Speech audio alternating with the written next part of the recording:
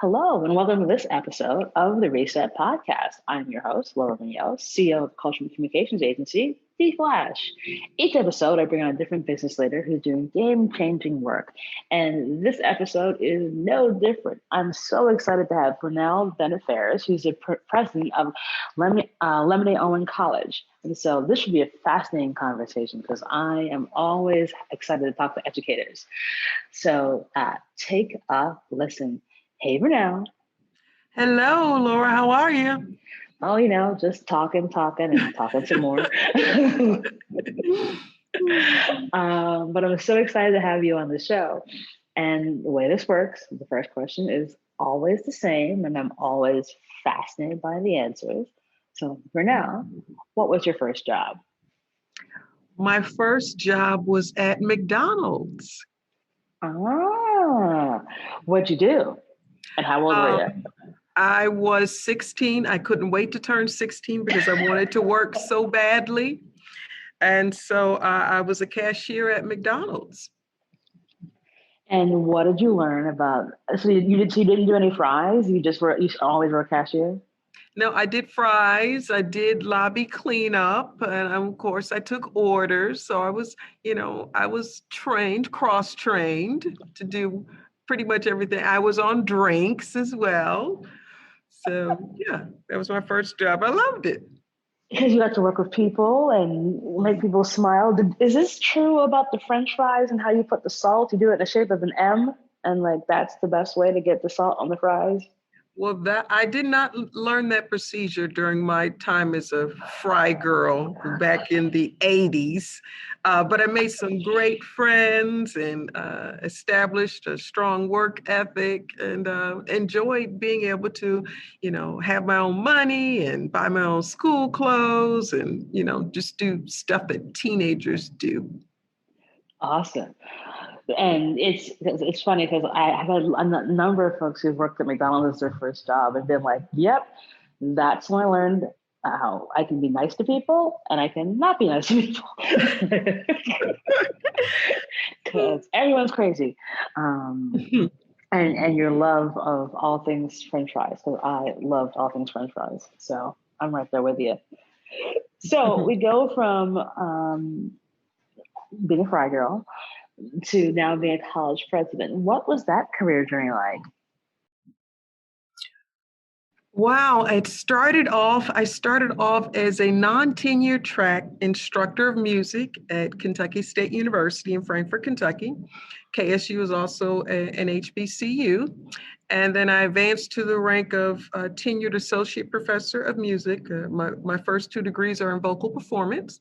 Then I felt that I could be more impactful with the students if I was not limited to the Division of Fine Arts. So then I transitioned into administrative roles, beginning with the first one was Assistant Vice President for Student Affairs. Then I served as the Assistant Vice President for Diversity and Inclusion, the Special Assistant to the Provost and Liaison to the President. And then my final role at KSU was as the Vice President for Student Affairs. And then I moved on to Delta State University, that's located in Cleveland, Mississippi, there in the Delta. And I served as the Vice President for Student Affairs there for 4.5 years. And that led me to this wonderful seat of the President of LeMoyne-Owen College. So tell us about LeMoyne-Owen College. What makes it so special? LeMoyne-Owen has been here since 1862. We are the only HBCU. Yes, we're the only HBCU here in Memphis, and it is a family. My first week, I met with all of the campus constituencies. I met with the faculty, I met with the staff, I met with the students.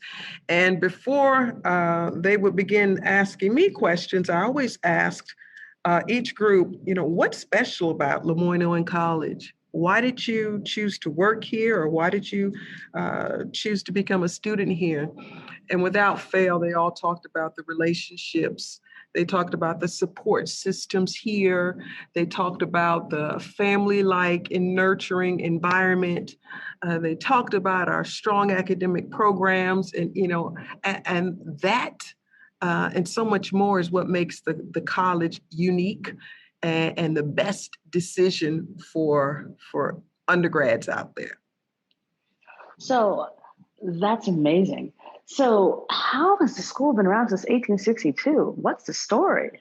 The tradition, the history, the strong support from the community and the alumni, without fail, they all love this institution and they support it. LeMoyne-Owen has been producing scholars, leaders, worldwide leaders, and so our product is the reason for our longevity. That's amazing. So I'm guessing that the last year was probably a wee bit challenging. How did you all adapt in the face of the pandemic? Mm-hmm. Well, I'm in my 6th week, but under the expert leadership of the interim president, Dr. Carol Johnson Dean, the campus transitioned very nicely to existing during a pandemic.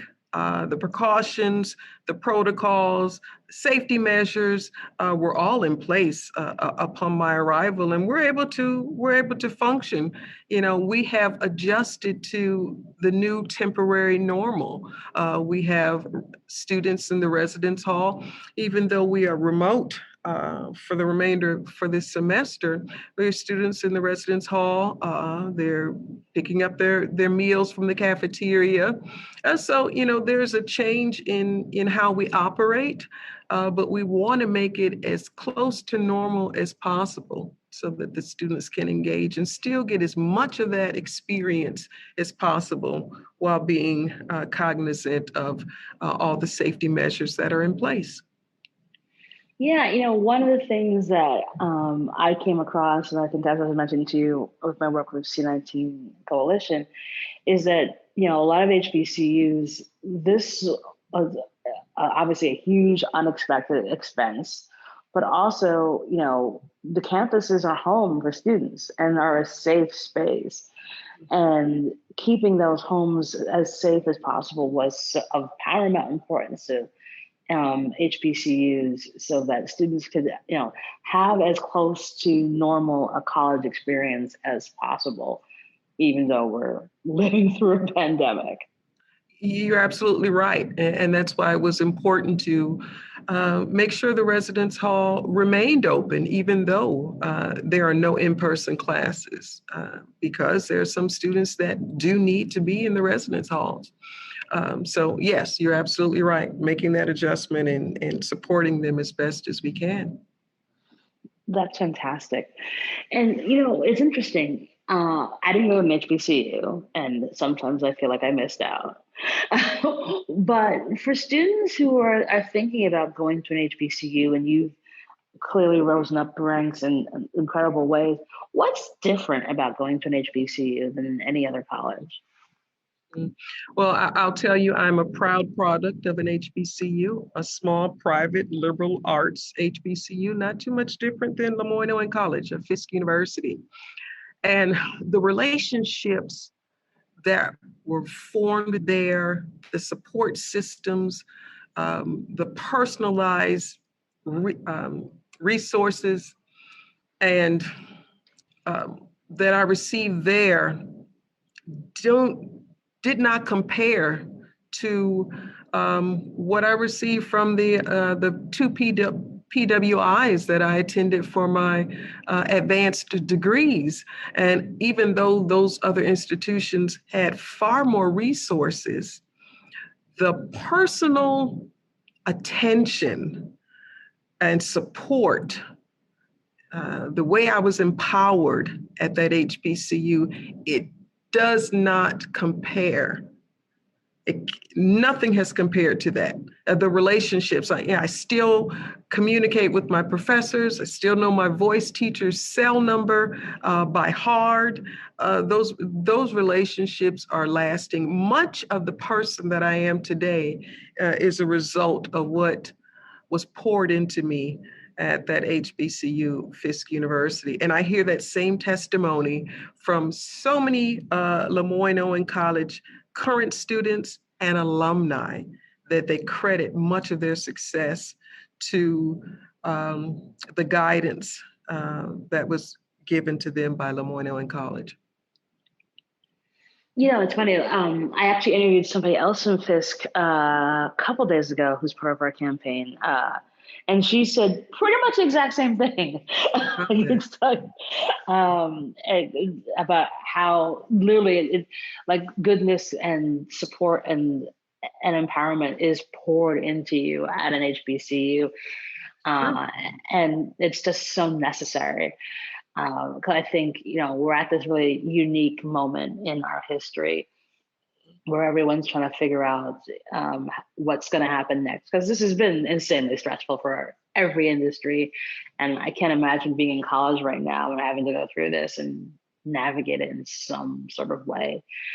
But to have have universities that are there to build up and guide are of paramount importance, especially as we kind of went through not just a COVID pandemic, but a racial pandemic last summer, where it was all sort of out in the open finally, where people could no longer look away. How, when you as an administrator at colleges, how did you all navigate all the Black Lives Matter protests last year and the sort of reawakening of a nationwide conversation around race? Mm-hmm. Well, the LeMoyne-Owen College has been a think tank, if you will, for that sort of discussion. Back in the 60s, when students were coming together here to find their voice and to speak out in regards to social injustices, it's no different. When you look at what happened last year, where we are, and then you kind of look back at the 60s, you wonder, are you in 21? Are you decades? Are you 6 decades ago? And we do the same thing now that the institution did before. We support and encourage our students to find their voices, but use their education to navigate how they communicate. Having dissenting opinions, there's nothing wrong with that. It's how you communicate that and speaking up for what you believe is right. We encourage and support that. And I think that's the key part about it. It's the support kind of where it's not like, oh, this is a bad thing. Like, no, this is what you all should be doing. It's so important that you actually do this and use your voice in the way to get folks to listen. Yes. So thinking about all of that, tell me about a time in your career where, you had a challenge and you're like, there's no way I'm getting through this. And then you did. Wow, this is like one of those questions where they want an answer. Okay, here's one. I spent 20 years at KSU. Absolutely love it. I thought that one day I would be the president there, and I'd perform every job on every level with the exception of that top job, because my last position there was as the vice president for student affairs. And I decided it was time to resign and move on because it had come down to a choice between my integrity or looking the other way. And as tough as it was to leave a place that I love, I just could not wager my integrity. So that was a tough decision. And hey, look, it worked out for me. As I say, I believe you're a president of the college now. It worked out. So it did work out. And I think that's a really key thing for folks to understand, that there are those times where you just do have to walk away. Mm-hmm. And even though it's really hard, you make the decision that's the right one for you at that point in your life. And so it's so great to hear that, you stood on the shoulders of what matters for now, more than anything else. That's awesome. And, thinking about all that and, leading of integrity, talk to me about what would you think you tell 25-year-olds now?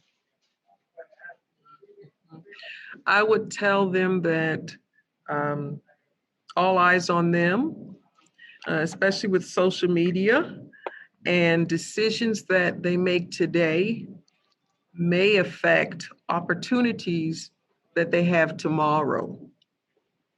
So always lead with integrity. Be careful about your presentation, not just your visual presentation, but what is your brand? In your 20s, you want to start thinking about your brand and think about the company you keep. Do they reflect your brand? Because you'll be judged, unfairly by the company you keep. Be careful about your social media presence. There have been so many promising young individuals that I've seen lose out on opportunities because of how they presented themselves on social media, because employers are protecting their brand.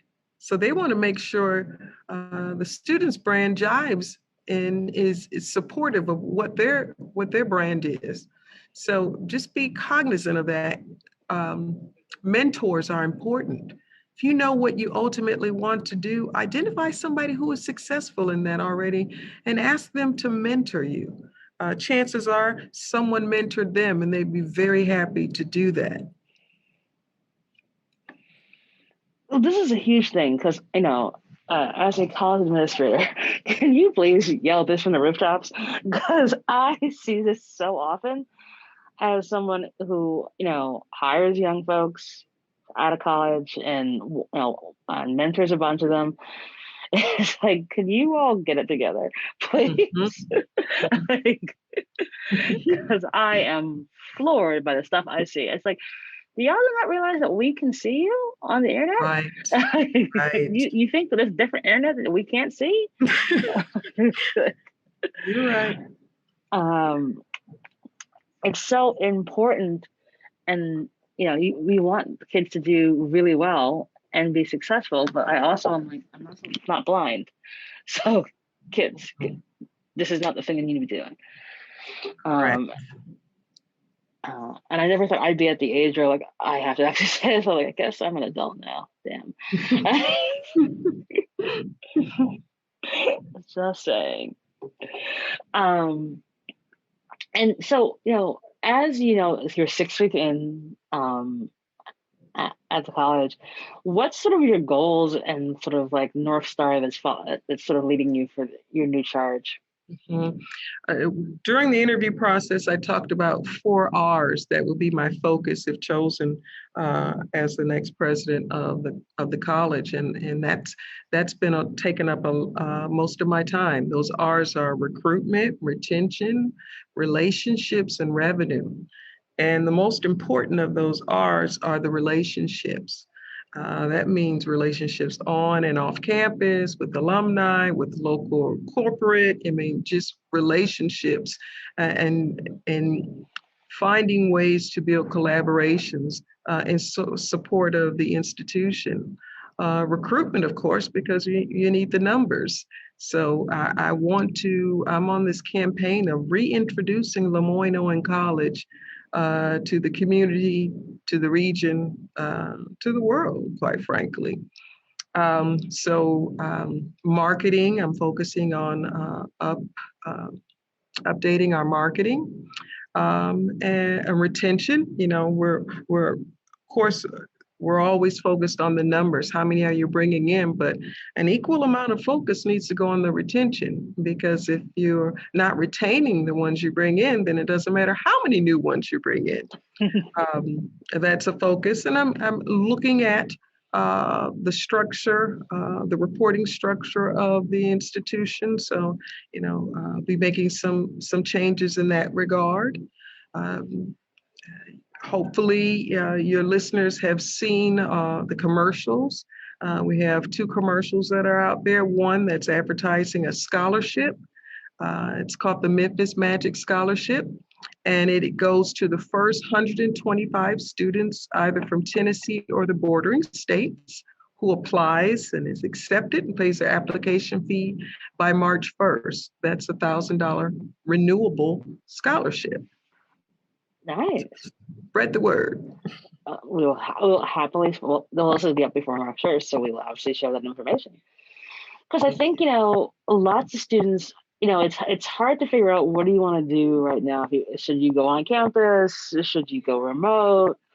And for you all, it's really about the community, right? Mm-hmm, mm-hmm. That's important. That's important. It's, and I think, from a school standpoint, I have been to Memphis, I think, exactly once, and it was fun. I feel like it was like over 10 years ago. But I just, I love new cities and smaller cities because I live in New York. And so getting to kind of venture out into other parts of the country is always one of my favorite things to do. What's one thing that people don't know about Memphis that you would let folks know? Well, anything you want is here in Memphis. But if I'm selling the institution, I would be telling them what is so special about LeMoyne-Owen College. But in regards to Memphis, when I was in the Delta, it's about 2 hours away. I would be here every weekend. Everything that I wanted, from the culture to the shopping, to the history, to LeMoyne-Owen College. Everything that I wanted was right here in Memphis, and so I would come here every weekend. So now I'm totally thrilled because I don't need to commute anymore. But any interests, whether it's the arts or politics or culture, or it is all here. So it's like the cherry on the top of the ice cream sundae for those students who choose LeMoyne-Owen College. Not only do you have, can you get a stellar education and experience, it's located in a wonderful city where there's so much to do and be involved in. Oh, that's awesome. Hello and welcome to this special series of episodes called 29 Days of Magic. During Black History Month, the month of February, I'll be interviewing a Black woman a day who's from business and entrepreneurship. You name it, I'm going to have a chat with her. The idea for this is to show off the amazingness of Black women throughout various industries. I hope you take a listen, like, share, review, and be inspired by these incredible stories. Take a listen. We're so excited to have Soho Works as the sponsor for the 29 Days of Magic campaign. They're designed by Soho House, and their workspaces to help creative thinkers, businesses small and large, connect, collaborate, and grow. And it's where I'm recording all the episodes of 29 Days of Magic. It's a safe, wonderful, and collaborative experience. I'm currently in the Brooklyn location, but they have locations, one else in New York City, in the Meatpacking District, one in LA, 5 in the UK, and they give you that kind of home away from home feeling with all the tools, technology, equipment to help you do your best work. Like I said, it's an amazing location, feels safe.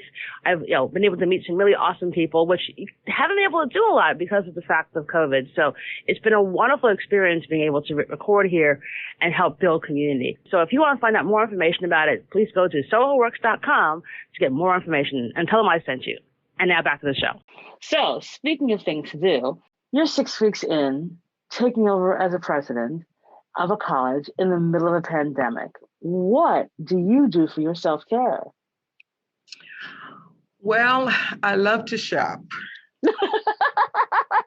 I knew we'd get along. I love to shop. I love the arts. I like going to the movies. I have not been in a movie theater since the pandemic, but now I've been going to the drive-in. So my husband and I enjoy the drive-in. And I like interacting with the students. So, since we're remote right now, there haven't been a lot of opportunities to do that. But I was able to engage with quite a few students when we had a photo shoot for our marketing campaign, our new marketing campaign. Met a lot of students during that occasion in person. We've had virtual meetings, but really being able to engage with them in person The second time was Super Bowl function in the residence hall. And then last week we kind of had on Sunday pizza for the residence hall. Nice. Okay, so the shopping situation. Okay, what's the thing that you buy way too much of? Is it shoes or bags? I'm more of a shoe person. I have over 400 pairs of shoes. Wait, what? Over 400 pairs of shoes. So I'm definitely a shoe person. Not really a bag person, but I love clothes too. Vernell? Yes. How do you have 400 pairs of shoes? Well, I just love shoes, and you take care when you just keep the boxes lined up where the pictures are on the end. And I have one room, actually 2 rooms, that the walls are lined with shoe boxes. And strange enough, I know where each one is. I know where. Of course you do. Yeah. you I knew I liked you.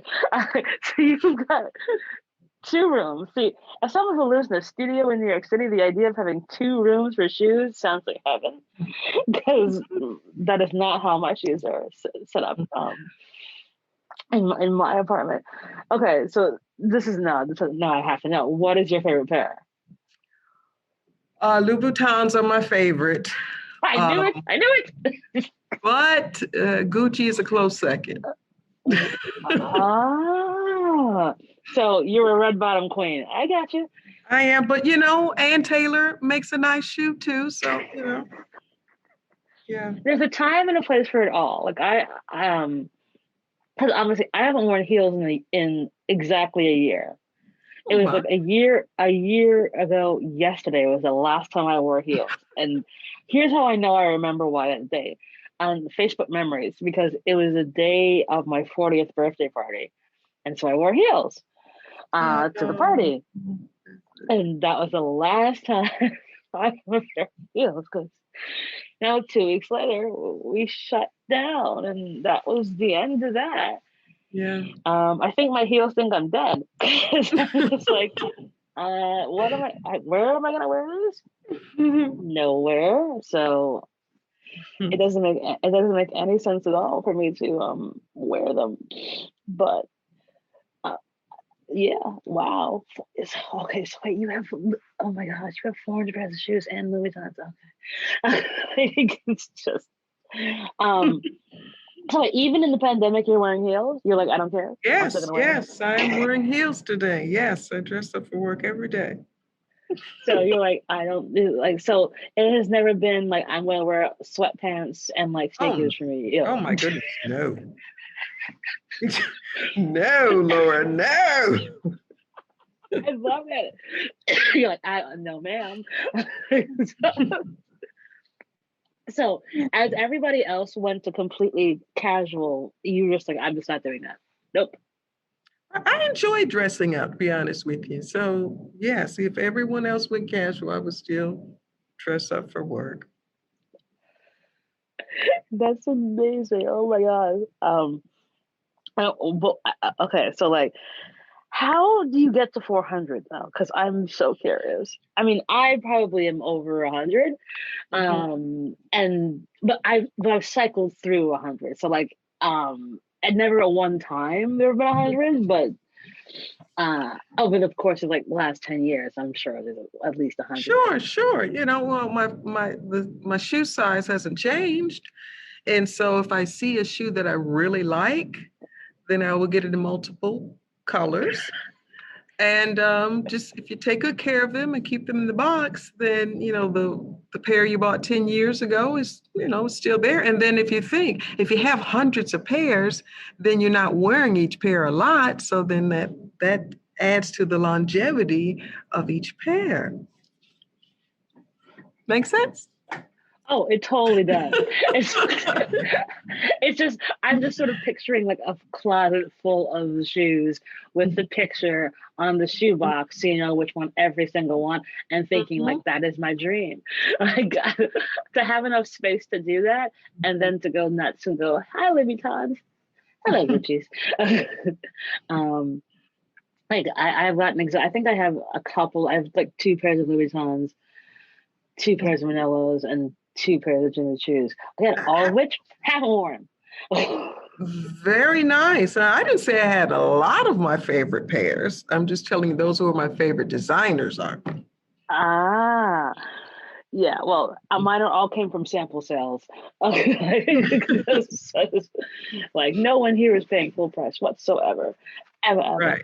Right. We got to be smart shoppers. Gotta be smart, and they're investments. They are investments in your happiness. And I say it because I think sometimes folks go, "Oh, why would you do that?" And I'm like, you know what? You've got to do what makes you happy, and don't deprive yourself of this stuff. Like I think that's one thing that we've learned as a result of this pandemic. Like, don't put it off.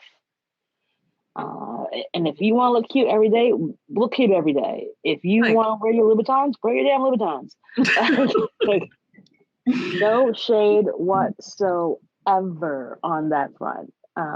So I think, that's a big part of this whole self-care journey for us all, where it's like putting ourselves first and, not letting a really terrible situation make us forget who we are, and instead embrace all the goodness that we have to offer, and and treat yourself. And so, sure, if that choose, do it. That's important. And so, from a college standpoint, a big issue that's come up has been in and around mental health, and how to help lots of, especially younger folks, deal with being more open to health, and how the services that you're able to navigate. Like as a college administrator, how's that been for you? It's been a focus. The same focus was there at Delta State, so we had to come up with ways to make sure we're still serving the students, even though we're remote, and that's what we've done here. So counselors still have appointments. They still have appointments with students. We're checking up on students because, a pandemic, this has been, I feel so bad for the students because so much of what used to be the norm, has been taken from them. You never have another chance to graduate in person. You never have another chance to all of the traditional activities that typically happen on the campus. And then they're also dealing with family members, some who have passed away from COVID. So that support system is more important now than ever. Even if it can't be in person, it can still be personalized. Yeah, and so necessary, because this has just been, and obviously it's affecting communities of color in the worst possible way on every focus. And so it's so good to hear that you all have been able to maintain those levels of services for students, because it's hard for us as adults, much less you're a college student, you're trying to figure out what you want to do with your life, and then, oh, by the way, here's pandemic for you just on top of that. Yes. And so that's great to hear now. So last question for you. Do you have a give and or an ask of the audience? I do. I'd ask them to help me in my recruitment effort, and refer their prospects to www.loc.edu. There's still scholarship monies available. Their students will receive personalized all of the attention and all of the support systems that I raved about our students raving about, and that I talked about that I received at the HBCU that I attended. They will get that and more here. August 7th is going to be our giving day, and it's August 7th. 807 Walker Avenue is our address. And on that day, I'm going to be asking individuals to give any combination of those numbers, $8.07, $80.07, $807. And in regards to giving, I'm interested in knowing what they're interested in. How can my institution meet their needs? What's their impression? How do they think we can become even greater than we are? Always open to feedback, whether it's from afar, where, what they've studied up on the institution, or whether it's from personal experiences. Always open to other ideas about advancing LeMoyne-Owen College. Awesome. Well, we'll put all of those amazing details in the show notes for folks to find out more. And look, this is college season, so now's a great time for folks to learn more and reach out and connect with you. Vernell, you're just a delight. You're so lovely. Thank you so much for being on the show, and I'm sure we'll keep on chatting on especially on shoes. So. Thank you, Laura. I've thoroughly enjoyed it, and so nice virtually meeting you. Likewise. So I'll put all the details in the show notes, and that is our show.